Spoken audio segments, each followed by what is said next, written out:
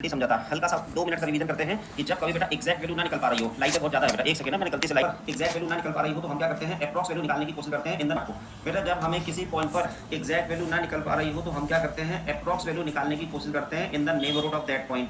और वो जो नेबरहुड में जो वैल्यू निकलती है उस वैल्यू का नाम रख दिया गया था लिमिट, ठीक है। और नेबरहुड की वैल्यू हमेशा अप्रॉक्स वैल्यू होगी। चलो यहाँ तक तो क्लियर हो गया था। फिर बेटा लेफ्ट में जो अप्रॉक्स वैल्यू होती है उसको कहते थे लेफ्ट हैंड लिमिट, और राइट में जो अप्रॉक्स वैल्यू थी that is called right hand limit. Okay, जब कहते हैं if approx value in the left neighbourhood equals to approx value in the right neighbourhood then we will say that function has limit, या फिर कहिए approx value exist या limit exist. कितना भी clear हो गया, ठीक है। फिर बेटा उसके बाद कंटिन्यूटी आया था। कंटिन्यूटी की बात क्या थी कि if approx value of a function in the neighbourhood of any point is equals to exact value at that point function is said to be continuous. Approx value exact value के equal हो जाए तो function continuous है, और अगर ऐसा नहीं है तो डिसकंटीन्यूअस है। डिसकंटिन्यूटी चेक करने के 3 तरीके हमने सीखे थे।